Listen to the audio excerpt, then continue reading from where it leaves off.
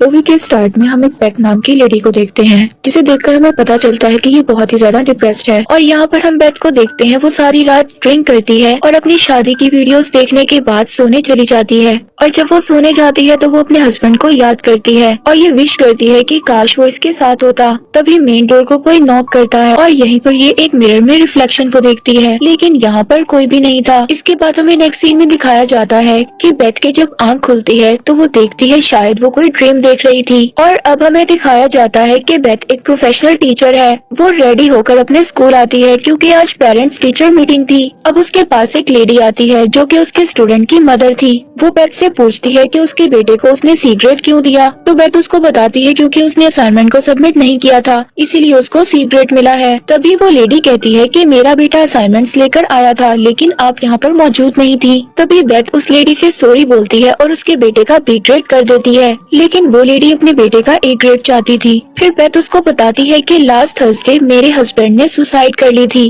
और अब ये सुनकर वो लेडी चुप हो जाती है। अब आगे हम देखते हैं कि बेथ अपने घर पर है और वो अपने हस्बैंड की डायरी को देख रही थी, जिसमें उसके हस्बैंड ने एक हाउस की स्केच को बनाया हुआ था जो कि एक लेक के पास था। लेकिन बेथ यहाँ पर नोटिस करती है कि उसने सारे रिवर स्केचेस भी बना रखे हैं, जैसे कि शायद कोई मिरर इमेज हो। लेकिन यहाँ पर बेथ को कुछ भी समझ नहीं आता। अब वो डायरी को वापस रखकर सोने के लिए चली जाती है और फिर अगले दिन सुबह को उसका म्यूजिक सिस्टम खुद ब खुद बजने लगता है। और साथ ही वो फोन चेक करती है और देखती है कि ओवन का मैसेज आया हुआ था और साथ ही कोई वॉइस की आवाज आती है। और जब वो विंडो के पास जाकर देखती है तो उसको अपना हस्बैंड ओवन नजर आता है जो कि लेक वाले हाउस के पास खड़ा था। और तभी यहाँ पर बेथ की आंख खुल जाती है, जिससे पता चलता है कि शायद बेथ कोई ड्रीम देख रही थी। और अब वो उस ड्रीम से बहुत ज्यादा डर जाती है और फिर वो अपने हस्बैंड के फोन को चार्ज कर चेक करती है, लेकिन यहाँ पर उसको कोई भी मैसेज नहीं मिलता। और जब वो फोन की गैलरी को चेक करती है तो उसमें उसे एक लड़के की तस्वीर मिलती है जो कि शायद एक साइड पोस्ट से ली गई थी। और अब उसे वो लड़की अपने जैसे ही लग रही थी। और अब वो अपने फ्रेंड के पास जाकर मोबाइल में उसको वही तस्वीर दिखाती है और उसकी फ्रेंड उसको कहती है कि शायद ये तुम ही हो। लेकिन बेथ उसको कहती है कि मेरे पास ऐसे कोई भी कपड़े नहीं है। अब उसकी फ्रेंड क्लैरा उसको कहती है कि इन सब बातों को छोड़ दो और बस अपने हस्बैंड के साथ गुजारे हुए अच्छे मोमेंट्स को याद करो और शायद वो भी तुम्हें चीट कर रहा था। इसके बाद बेथ और उसकी फ्रेंड एक बार में जाते हैं और वहाँ पर बहुत ज्यादा ड्रिंक करते हैं। इसके बाद बेथ की फ्रेंड उसको घर छोड़ने आती है। तभी बेथ उसको एक स्टोरी सुनाती है कि जब वो 17 साल की थी उसका एक बहुत ही बुरा एक्सीडेंट हुआ था और उसकी कार खाई में गिर गई थी। उसके लंग्स फट गए थे और उसका हार्ट तकरीबन 4 मिनट के लिए बंद हो गया था, मगर किसी तरह उसे डॉक्टर्स ने बचा लिया। ये स्टोरी सुनाते सुनाते बेथ सो जाती है और फिर एक ही दम से उसके घर का म्यूजिक सिस्टम बहुत जोर से बजने लगता है और बेथ डर से उठ जाती है। और अब वो देखती है कि वो घर पर अकेली है और बहुत जोर से चिल्लाती है और कहती है कि जो भी है सामने आओ। और फिर वो देखती है कि कुछ लड़कियां उसके घर के पीछे से आ रही हैं और लेक में जाकर कूद जाती हैं। लेकिन बेथ लाइट से लेक में देखती है लेकिन यहाँ पर कुछ भी नहीं था। तभी दूसरे लम्हे वो एक दूसरे घर को देखती है जो कि लेक के दूसरे पार था और वो फौरन वहाँ से गायब हो जाता है। तभी उसके कान में कुछ विस्परिंग होती है और फिर वो हिम्मत कर बोट की तरफ जाती है जहाँ पर ब्लड में लगे फुटप्रिंट्स थे। और यहाँ पर उसको एहसास होता है कि शायद उसके हस्बैंड की सोल उसके आसपास है। और जब वो उसे टच करने की कोशिश करती है तभी वो अचानक से वहाँ पर बेहोश हो जाती है। और अब जब उसकी आंख खुलती है तो वो देखती है कि वो लेक के दूसरे पार थी जहाँ पर उसी के जैसा एक घर था। और यहाँ पर वो देखती है कि उसके जैसी लड़कियाँ अलग अलग रूम्स में हैं जो कि उसके हस्बैंड ओन के साथ है। और जब वो घर के अंदर जाती है तो बेथ की आंख खुल जाती है, लेकिन यहाँ पर वो रियल वर्ल्ड यानी अपने घर के अंदर ही थी। लेकिन यहाँ पर उसको यकीन हो गया था कि जो भी उसके साथ हो रहा है ये कोई ड्रीम नहीं है बल्कि ये कोई सुपरनैचुरल पावर है।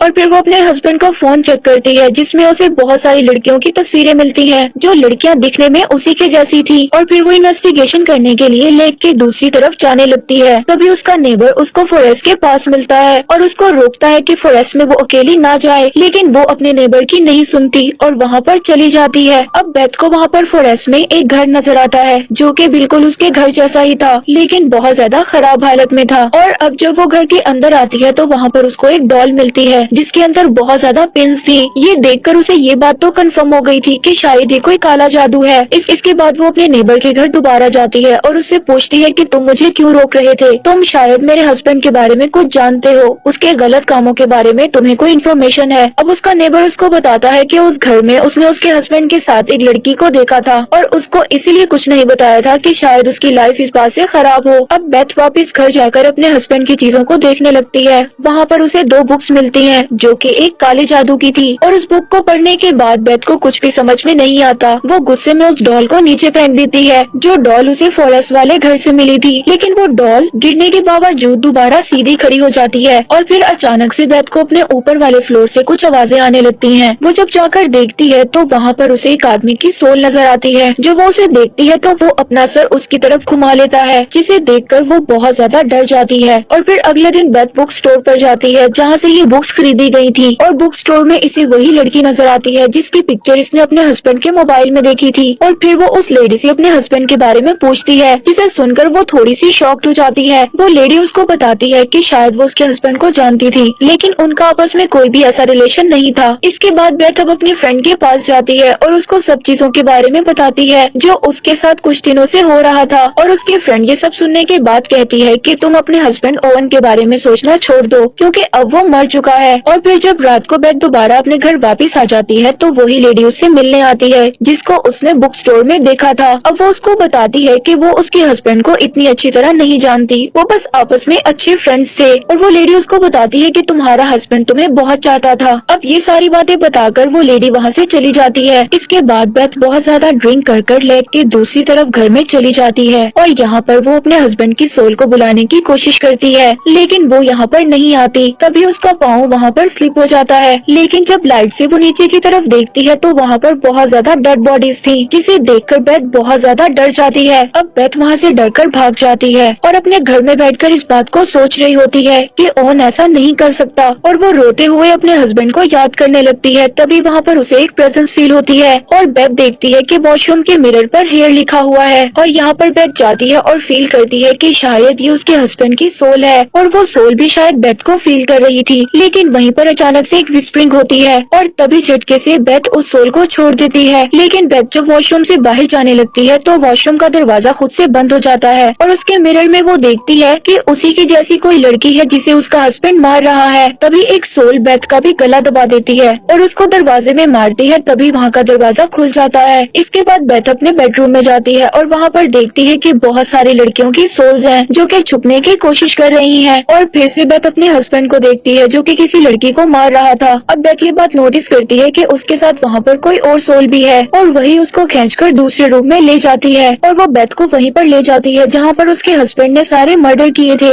और एंड में वो देखती है कि उसने अपने सर को अपने हस्बैंड की गोद में रखा हुआ है। और फिर से यहाँ पर उसके हस्बैंड के कान में कुछ विस्परिंग होती है और वो उसका गला दबाने की कोशिश करता है, लेकिन वो उसका गला नहीं दबा पाता। तभी बेथ उस परछाई से पूछती है कि तुम कौन हो।